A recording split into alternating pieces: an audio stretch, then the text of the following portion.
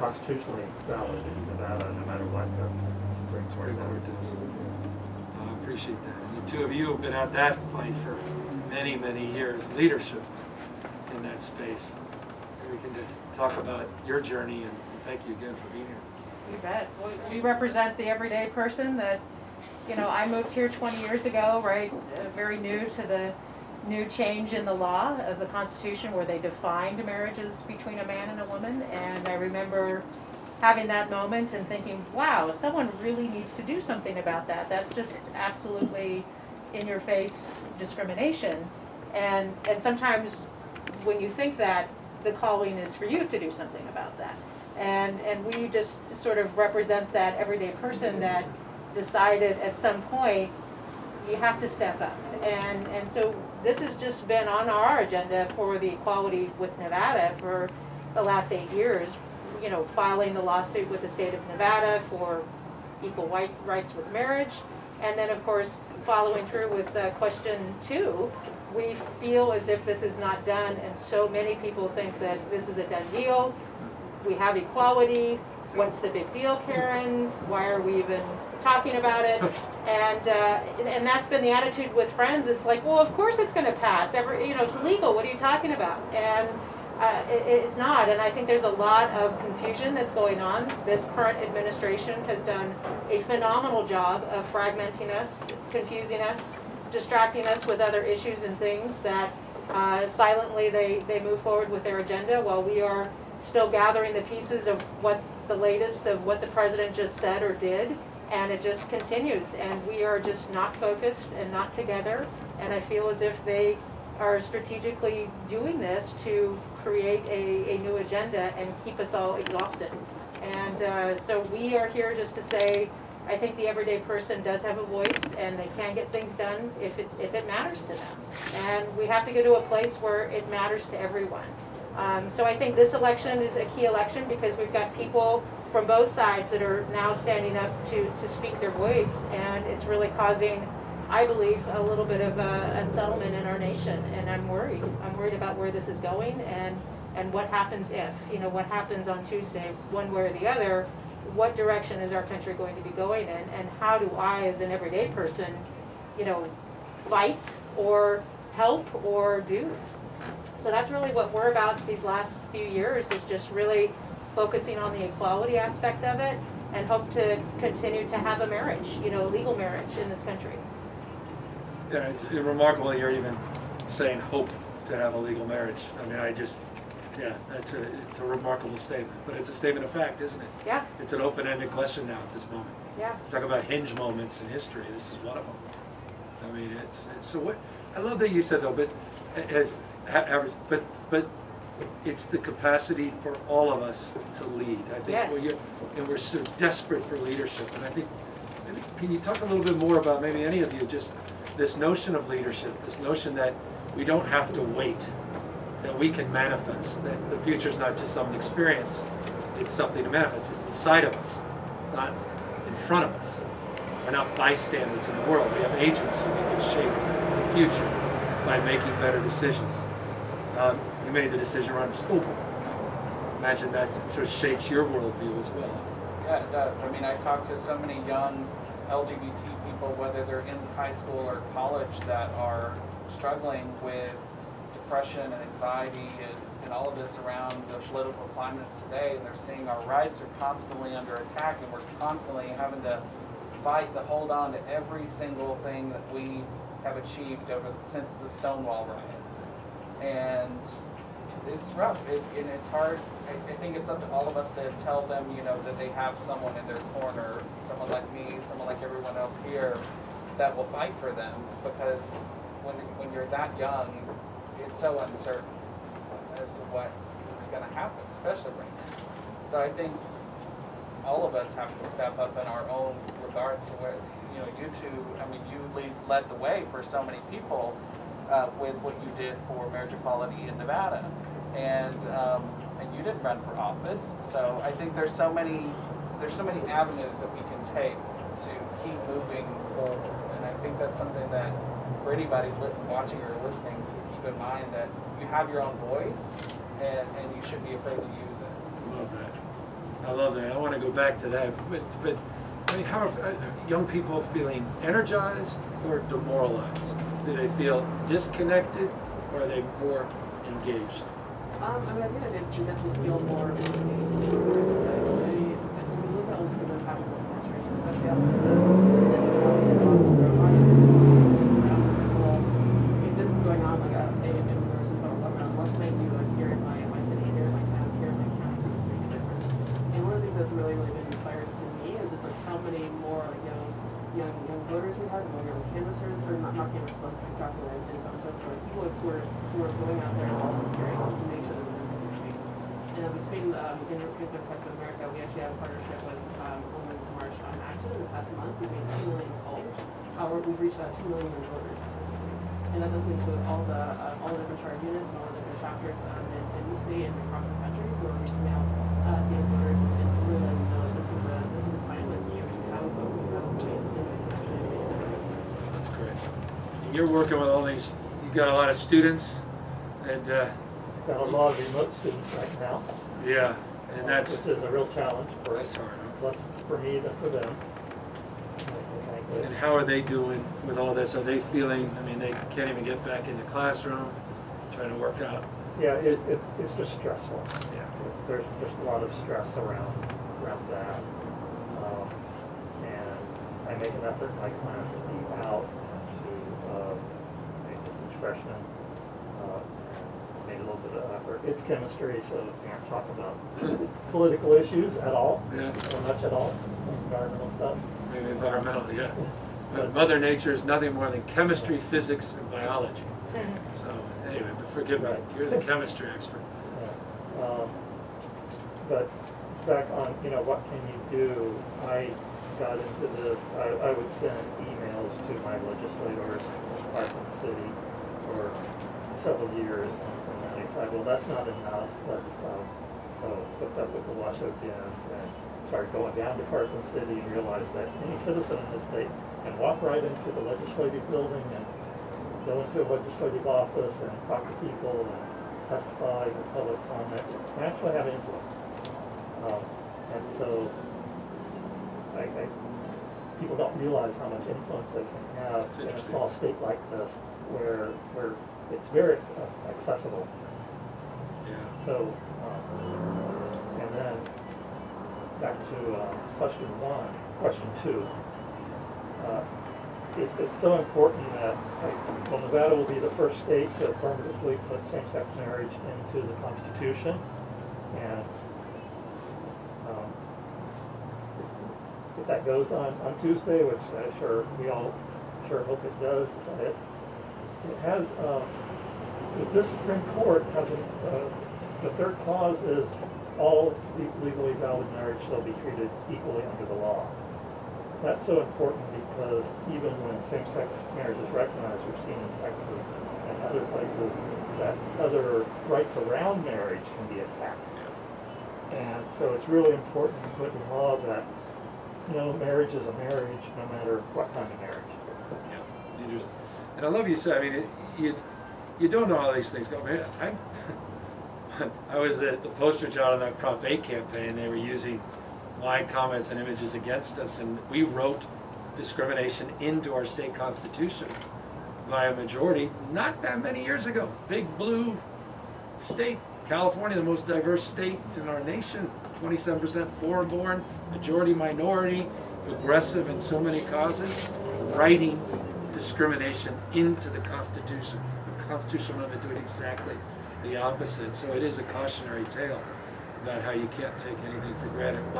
When you are talking to folks, trying to persuade them on the broader issues of equality, the meritorious, argument in favor of Kamala Harris and Joe Biden and why they should care about the presidential campaign, what is the most persuasive argument? What's the best argument you'll use? I came out and I was one of the early endorsers of Biden last year, and my op-ed that I wrote was around how he came out for marriage equality in 2012, before Barack Obama did. And then after that, Barack Obama had to say, yes, I'm on board too. But to me, that meant everything. I mean, I grew up in the South where it's homophobic, it's racist, there's still so many problems there.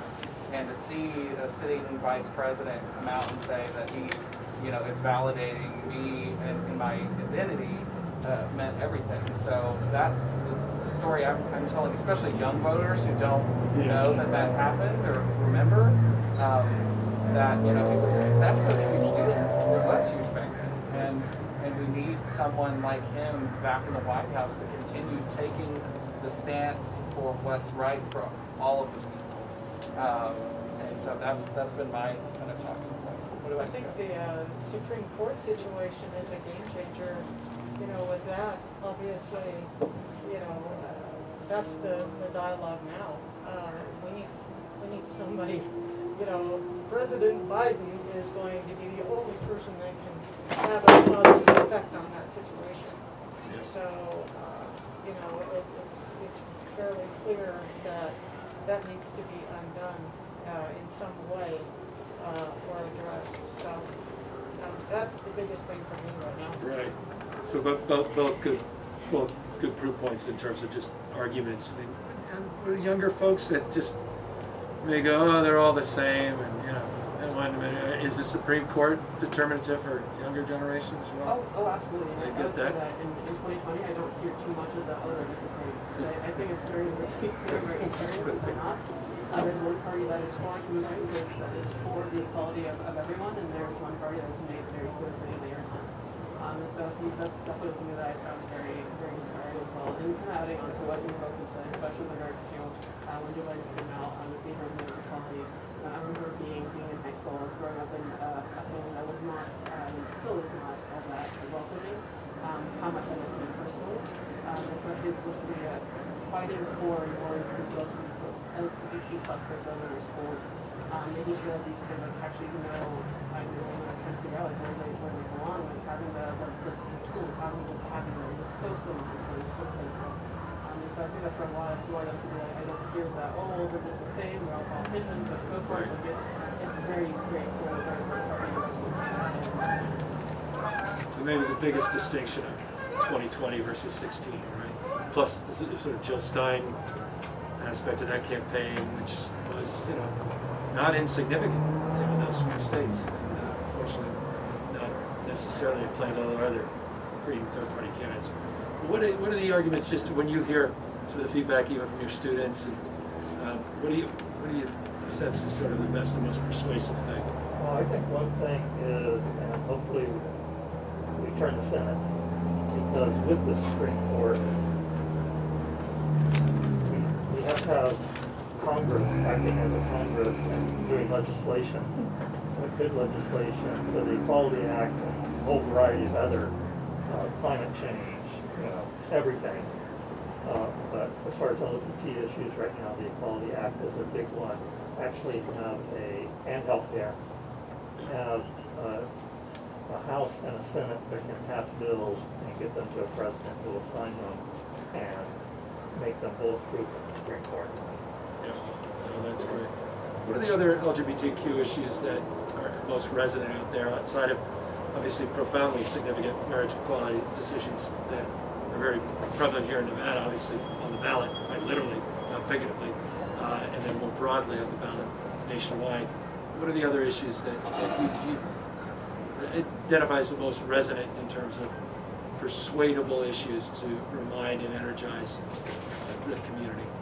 Yeah, I think in my business I deal with both sides of the table, and I do have quite a few conversations with people who are red and are on the other side of things, that are very fiscally conservative and believe that is the only issue with the Trump administration, and not seeing the social impact and also just the everyday of how we are shaping our culture as a nation. And the arguments that I make is just to help them understand that as an ally to someone like me, their vote has a tremendous impact on lives and people that they care about. And I think that we can get so into our own heads to say, well, this doesn't apply to me. I'm a wealthy person, so I'm gonna vote towards my pocketbook, or who I think is gonna be better for my pocketbook, because that applies to me and I see that.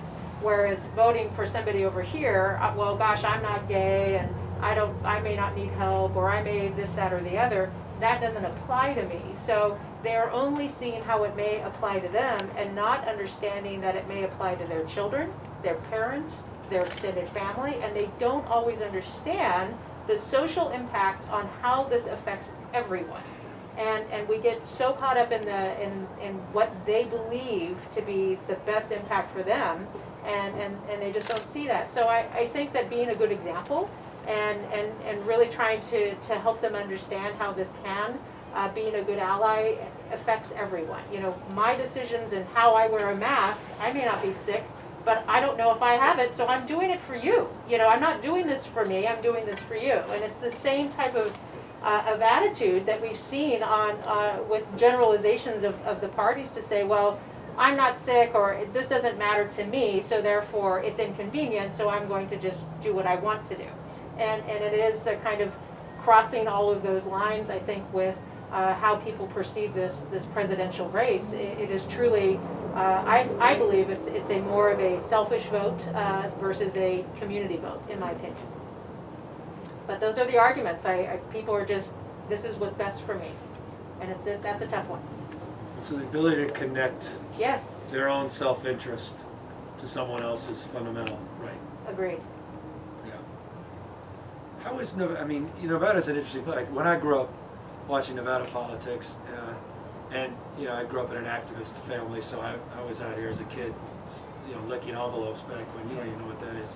Stamps and things. We had 1-800 numbers. That was a whole other world. But that was like my life. 68, 88. It was red, Republican presidential campaigns dominating for decades. Now the last 3 Democratic presidential campaigns gone blue. It's so interesting. I mean, where do you feel we are on the spectrum in terms of this state? I mean, this is an interesting county, right? I mean, of all counties, the swing county in a swing state. It's a fascinating moment, and now with marriage equality on the ballot, it's really, to me, rather remarkable. How are we further along on the sort of spectrum of communitarianism, to pick up a little bit, or are we still in the deep individualism? I like to hope we're in the community sphere of things, and that's what I love about Reno and Washoe County, is that we are always trying to take care of one another. So I'm very hopeful that carries over into how people are voting this election cycle. But there's a lot of tension. I think a lot of us, I mean, maybe I'm speaking for me personally, I'm still having a little PTSD from 2016. We all thought, yeah, we got this, and then we got our lunch. And dinner and breakfast. Yes, and so I think I'm a bit cautiously optimistic. I've talked to a lot of people, and they seem to understand the issues that are on the ballot, and I just hope more people keep that in mind, that you're not just, like you said, you're not just voting for yourself, you're voting for everybody in our community, and at the end of the day, our vote, we speak as one through voting. So I think it's important and you've talked to a lot of first-time voters, that people who've never voted before understand that you are voting for your community, not just for you personally. So I'm hopeful. Are young people going to turn? I mean, how are we doing in turnout? I think we're doing pretty well. Yeah. if I would hazard that. No, I think that young people are very engaged. Social justice driving that, climate change, Oh, absolutely. LGBTQ issues. Yeah, I mean, it definitely goes to, and when we're talking about social justice, we're talking about LGBTQ plus issues, that intersectionality, we really understand, how does LGBTQ plus issues intersect with housing, how does it intersect with health and so forth. And so I think that for a lot of young people, understanding that a lot of these systems have historically been set up against people who are on the margins of society, and so how do we work together to make sure that we're creating an America where everyone gets the best chance to succeed. And so I think that, especially when it comes to young voters, they're very, very excited, they're very, very engaged. I often use the example, the Texas Democrats as an example, where in 2018 they had over 300 young Democrats running for office statewide. Quite a few of them actually made it to the primary. And so young people were very engaged, to get 45 office. And Republicans don't have that. When I think of Biden in relationship to youth, I'm reminded of that wonderful Bobby Kennedy line, so what the world needs are the qualities of youth, not a time of life, but a state of mind, a quality of imagination. Not a time of life, but a state of mind, quality of imagination. And I think that was expressed in many ways on Meet the Press, right? When he expressed private thoughts, made them public, the moral authority, but the position of formal authority, and sort of how that amplified the moment and pushed the movement. But that was the quality of youth, the quality of imagination, and sort of a willingness to think anew and act anew. Forgive to, steal a phrase from Lincoln. But it is, I think it's very much prevalent in this campaign. May not be as obvious as it should be, but it's been a big part of Biden's career, which I've always identified and admired. But I'm glad the next generation is connecting at least on that basis, or even if it's selfish, whatever it may take. How's Kamala doing to amplify that engagement or support? I think a lot of young Democrats are very excited. There's quite a few US Monarchs in the group chat going, oh my gosh, Kamala's with the pick. I mean, it definitely goes to that these are representation of seeing yourself and who represent on the national levels. But also with regards to her record and this being that song about like her communities, that's like that. For young Democrats, like take life with their LGBT+ caucus is probably one of our largest caucuses. Just because there are so many allies, like who are so committed to making sure that we're working together. So yeah, we're all very, very excited to see how. And I can testify to her being an ally in the 90s when we were doing domestic partnerships in San Francisco. In the 2000s, early 2000s, when we were doing marriage equality, 2004, she stood with us, and certainly as Attorney General when she stood up and worked to advance the cause as well. So she has been absolutely consistent, bedrock consistency before anyone was paying attention. And that is just something people need to know more about in terms of her history of support for the community. It is not novel, it's not new, it wasn't focus grouped, it wasn't a win, prevailing winds. It didn't come, after a Laurel decision. And I've always been there, quite the contrary. She was in, and maybe it's nature nurture coming from San Francisco, history of HIV and AIDS, and understanding, in a very personal and raw and emotional way, the issue of loss and then all the related issues of not having those 1,000+ rights that guys like me have long took for granted, where you had folks respectfully coming to Nevada to get married for the 8th time, saying I do, and, 3 in the morning after a long night out, and people have been together 20, 30 years, the manifestation of faith, devotion, constancy, and love, what marriage should be about, could never use those 2 words, I do, and all the intended rights part of it. So it's profound, and it's more profound to you than I could ever imagine, because it's your lives, it's your love, and it's your husband, your wife, and so I'm very, very. We have to be sober about this. And it goes to your point about what happened in 2016, and that's why you can't. I mean, just nothing to chance, nothing to chance. Yeah, we see a lot of Trump signs in our neighborhood. I mean, I'm going to be frank. I know that there's a lot of hopefulness out there, and maybe it was already all there in 2016, but I've never seen more people drawing a line in the sand through this election through ever before. And it is sobering, and I think it is something that we need to really be careful of and mind how we're kind of looking at this election going forward. And I don't think that there is a sure thing here. And I know that so many of us, there's so many great qualities with this administration that we hope will win on Tuesday. And people are just not seeing that. They are truly taking the entitled standpoint of, this doesn't apply to me.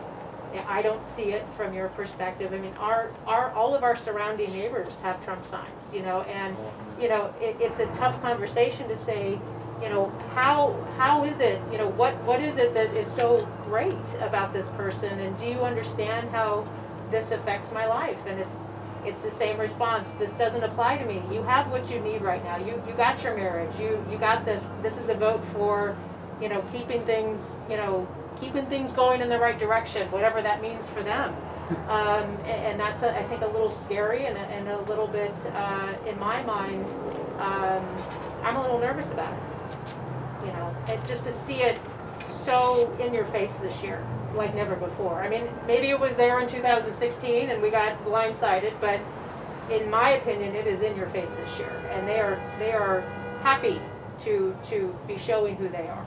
You know, and that's I think as we get into this next week, you know, we'll see how things kind of go. But this isn't over, even if it does go our way. I don't think this is over. You know, we've got 70 days of a guy who will likely throw a big temper tantrum, and who knows what damage can happen between now and January. Right. You know, and that's if we're lucky enough to win. You know. And then you've got the ACA itself. That, Yeah. You know, I mean, regardless of what happens to the presidential, which talk about pre-existing conditions, HIV and AIDS. I mean, all these things. I mean, there's profound impacts, just the ACA alone, on the community. Again, independent, and we'll need to rebuild that if worst case Yeah. it's thrown out. Yeah. As far as Nevada, I do have some hope. Good. You know, question 2 had bipartisan support in the legislature. In 2015, there was a bathroom bill that almost passed. Yeah. I remember those. And then Oh, 2017 and 2019, question 2 got increasing support, had to pass the legislature twice. Now it comes to voters. So, and there's no organized opposition to question 2. No big money. That's true.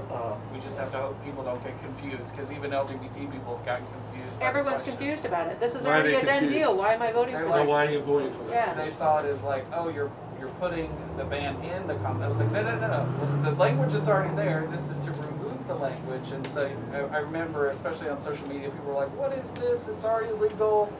And you try to sit down and explain to them, no, we want this. Please vote yes on 2.